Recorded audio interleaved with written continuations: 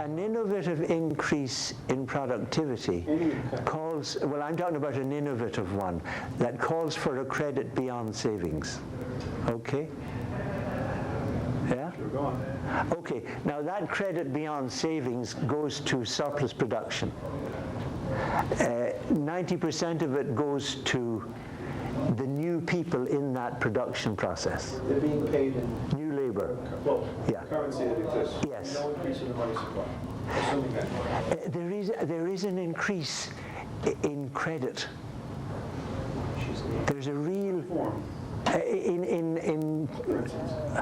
there isn't more paper around. The government hasn't printed anything. That's very important to the. Yeah. I'm trying to understand. Oh yeah, yeah. No, this is credit that is registered in the banking community, and there's tremendous leeway in that, as you know. From very little reserves, credit is available, and it varies depending on the credit restrictions. But you don't have to invent more paper currency. Now, the problem will emerge after a long period of a surge, say 10 years or 50 years, that there is a problem of actually making new printed money available. Like say in the expansion in America in the 19th century. But initially you can see that merely by inventing the credit, you credit the workers. They get checks, yeah? Now they're not being paid in dollars. The detachment, see, I know you have there's this romantic notion about gold that we don't want to fall prey to, but this is raising some issues that maybe I want to get into. Yeah. Sit here like a lump on a log. Yes, no, go ahead. In a bank, there's a warehousing function of banks once upon a time, in which instead of walking around with my pants bulging with gold, Yeah. burying it in my backyard, I brought it to a secure place. Yes. I could issue a note. Yes. And that's ultimately what we're being paid in, whether I have a fixed Yes. on gold or not, Yeah. or acorns or tobacco leaves. Yeah. That was the commodity that was being used as payment. Yes. And I would pay a service for that. I would pay a service charge for who's doing that. Yeah. I didn't expect him, once upon a time, to go take that money and make me a co-investor, an unwitting co-investor in some Oh, yeah. enterprise. Yeah. And it was a demand deposit, and on demand I would get that gold back. Yes. The fee that I would pay the banker, the warehouser of my gold, would get a fee. And with that money alone, that's now his property, he can then lend it out. Yes. No increase in the money supply. Yeah. He's investing his money, the banker's money, in an enterprise that will tend to increase the general productivity Yeah. of the community in question. Yeah. That increases the purchasing power of the money, because if you're producing more goods and relative Yeah. to the supply of money, Yeah. well, to make a long story short, that price would drop. The purchasing power of money would go up as productivity increases. Oh, yeah. Your example presupposes this funny business that's gone on in the last Yes. 100, 200 years, Yeah. where a bank says, pays fees beyond. I decide I'm creating money out of thin air. I'm creating it out of my right to do it. Yeah. And then the banks all cartelize together, form central banks, and say, we're all going to do this together. And They may do that, yeah. Yeah. that's the missing piece here. But there's two aspects: the collaboration, the unwitting collaboration of him, Yeah. parking his wages. Yes, yes. The funny business of knowing that, well, you're insured by the FDIC. What does that mean? The government will simply say that if a guy comes in here with a gun and takes the money out, the currency, Yes. your money's still covered. Yeah. So I really don't care what Chase Manhattan does with my Yeah. wages, because no Yeah. bank robbery will affect my Yeah. my ownership, my property, Yeah. my money. That whole complexity is not, I think, addressed here. And then that whole credit mechanism, that instrument of that power of banks acting together, saying we can do this, we can make money based on the fact that we've got X number of dollars in reserve, we can lend out 30 times X. And as long as those people don't come into the bank all at once and demand it, in which case we call the cops and we call a bank holiday, we can get away with this. We can get away with this scheme. And that whole story of bias and decline, all part of this history. Oh yeah. So where you you didn't want to get into banking at this point, but the warehousing and the investment Yes. functions have been confused. Oh yeah, and yeah, there's a full history of that. Yeah, now the thing is that what I'm thinking of here is a normative. If you like, I'm thinking of the better bankers. And I'm thinking of credit and its sister money as a measure of the promise of a community. And that promise can be numerical. Now, when the community promises better through, say, my illustration of the plough, which we've almost got into, then there is a promise in the community that invites the community, in the person of the bankers, to enlarge the numerical worth of the community. Yeah? And it's not connected with the store of gold or the warehousing. It's a measuring of the worth of the two flows. So when I talk about the credit in that sense, I'm talking about a flexibility within the field of banking to acknowledge that the community is now more promising and that it is more adequately measured insofar as we estimate its gross national products larger. So there is an invention of money, a creation. Now, you can take it sort of the bad way as the cartel, lending money, which you can certainly associate with the banks that lent money internationally. And the whole attitude of going to ministers of finance conferences. That's the mentality. We can lend to that distance, and the push on the fellow going out is from the banker that you're going to that third world conference to find some sucker, yeah, and nail him for a couple of billion, and you don't know what he's going to do. And the history of that is really crazy. Like they're making, say, double-decker British buses in Zaire with loans from the World Bank, which may not be used, and the failures. But the positive sense is that, yeah, money is a measure, and it is nothing more. It's not an entity. It's not related to gold. If it's related to anything, it's related to the credit worthiness of the entire community in its operations of exchange. Yeah? A few sentences back, you said money is not an entity. That's a key proposition. Yeah. In other words, designating green bottles as the dummy of exchange. That's how it emerges.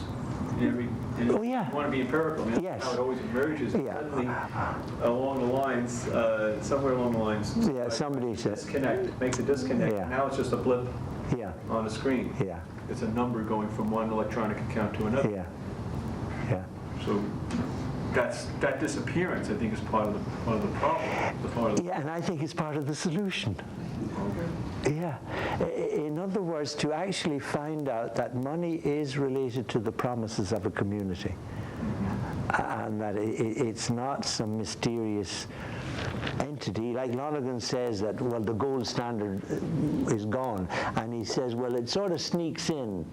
This is in 1942, and I think it's still a valid point. Yeah. That there's some way in which people think that there's got to be something more than human promise. And Lonergan's view is, no, that's what it is. Well, we were not allowed to find that out. I'm sorry. Yeah.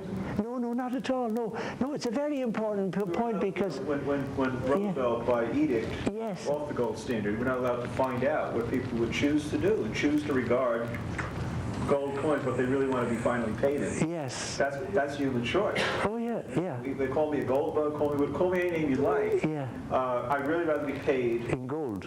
with gold than dead presidents. And I'd like to have that choice. And the government Yes. really wants you to find, they don't want to perform that experiment. Imagine us being yeah. coins that were dumping and all that. Yes. Yeah. But they're very happy now to have the euro, Oh, yeah. very happy to have their currencies that can be controlled in a way that the mining of gold can't be. It's a big mining operation. Yes. You refine it and that's it. Yeah. If Russia or South Africa is going to dump its gold, you do it once. Yes. And it's dumped. Yes. And it's not subject to political, governmental fiat, as is the printing press. Yeah, and that's the difficulty, that you can hark back to that stability, and yet the reality is that you could have taken some other token, but it's still only a token. That what is tokened is the psychology of the community in its self-confidence as a nation and its relation to other self-confident groups. And that's what he's pushing for here at the end of 42. So it's another extreme view of that money is simply crediting. Yeah? And the problem then is to credit in a larger manner insofar as the promise increases. So that de facto you have a steady 3% increase. Now, I'm not saying that's proper. There's a problem of superabundant credit. Like you say, of people rushing around to try and dump money. Let's find some small nation somewhere in the world that we can, give 10 billion to. So there is a problem of the nature of what I would call a global dividend. And we may or may not get into that. There's another doctorate thesis there. Do you have a money demand function in here? Can you get demand to hold money? It's had demand to hold money for speculative purposes. Yeah, that will be all part of the reflection on the redistributive function. All this stuff about liquidity preference and that sort of stuff. That all has to go into the considerations of this zone. But overall, the system is overall money is neutral. That's a very difficult notion of neutral money. Sort of a fixity of money. You see, if promises are what money is, then Bulinist controversy and so on. Yes. No fish sideline and so on. Yeah. Now, Lonergan has that extreme view we were talking about, that the meaning of money. Yes. Well, I summed it up in the index under the word concomitance. As I mentioned at the preface of the index, I gave myself that extravagance, and there's a fair paragraph of references. But the full meaning of money, I think, is suggested under that index entry. What you need is a pattern of exchanges that will meet the natural rhythms of productive innovation. Okay, the pulsing. Yeah. At the beginning of the preface I wrote a page and a half at the beginning of the index, and Bob Doran said it must be the first time ever that Wordsworth is quoted for a lead into an index. But Wordsworth has a lovely poem about a Scots lassie he saw on a hill, and in two of the lines I quote here, "And now I see with eye serene the very pulse of the machine." So I put that in here in the sense that the democracy towards which Lonergan invites us to move is a democracy where we serenely see the demands of the productive rhythm, nationally and globally, so that we are sensitive to the pulsing, the paragraph I read is about that pulsing, the pulsing of innovation that will bring forth a better life of consumer goods. And the fact that that pulsing is rhythmic and creates problems of monetary flow. And you have oscillations, like if I take surplus and basic now at a certain level in a society, I can roughly indicate the expansion of credit and creditworthiness by talking about the bright idea. Yeah. So what you have is something like a framework for analysis, or yes, yeah. rather than a model. It's hard to see. Oh, it's not. It's a framework. Yeah. Yes.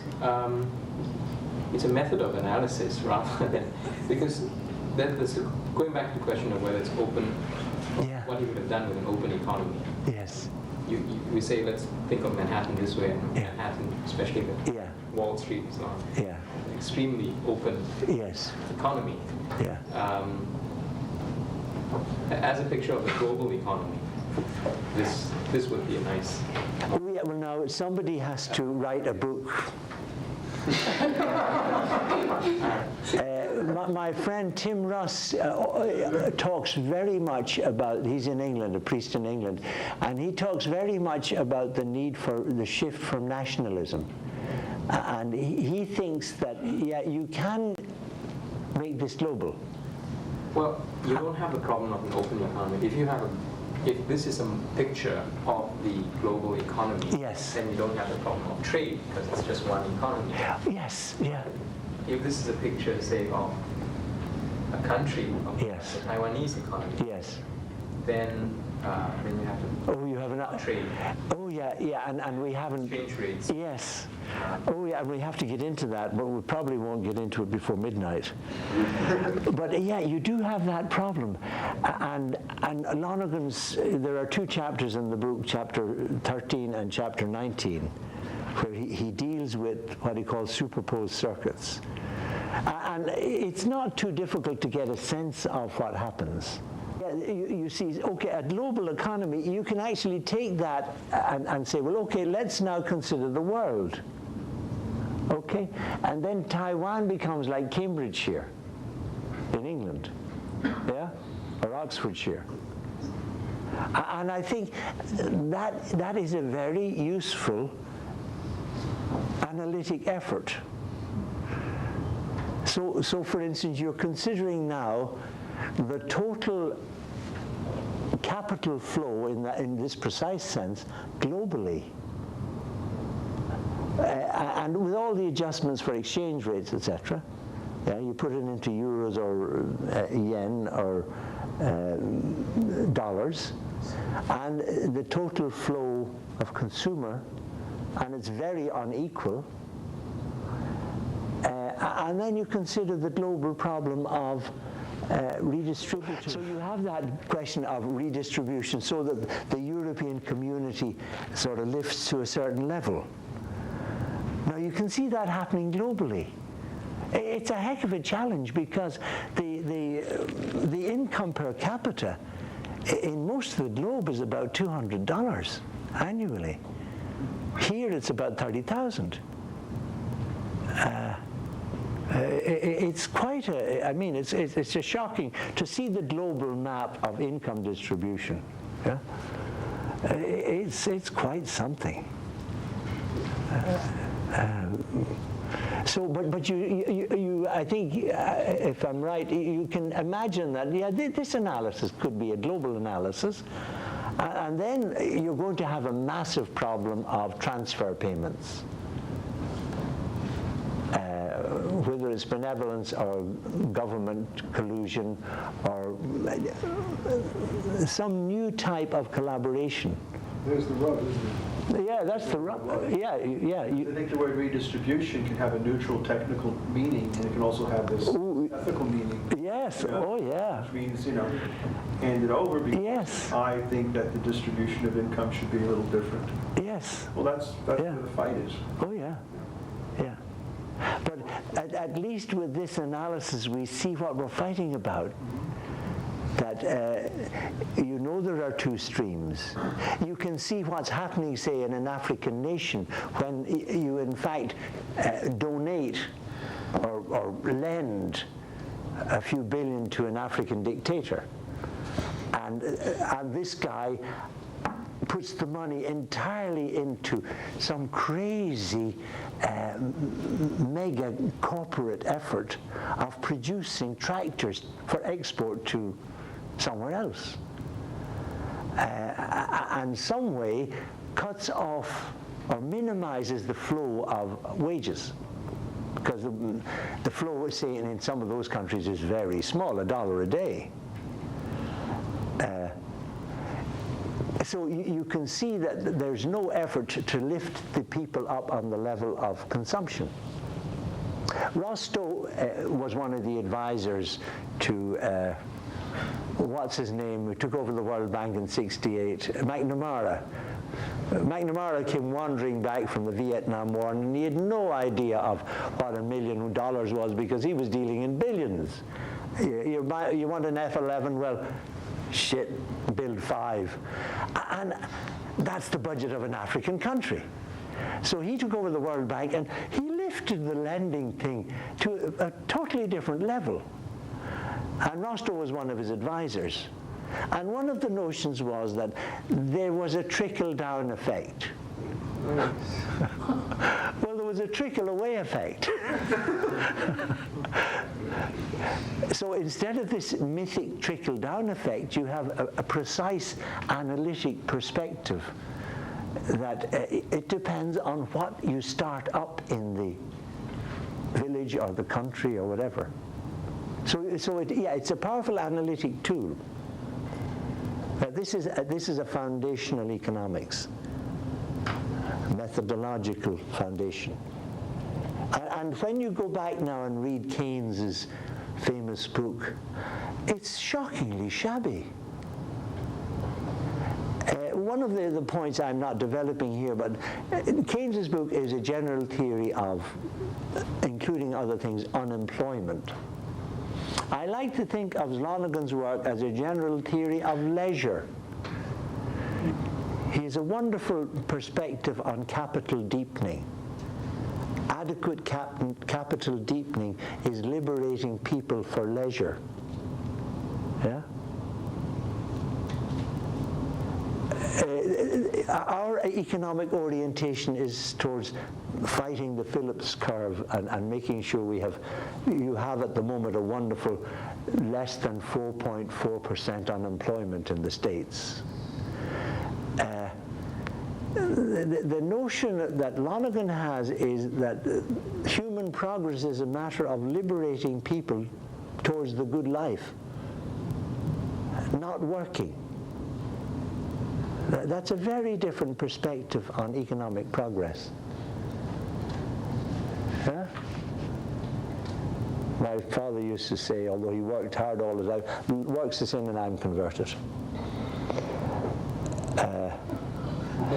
Work's a sin and I'm converted.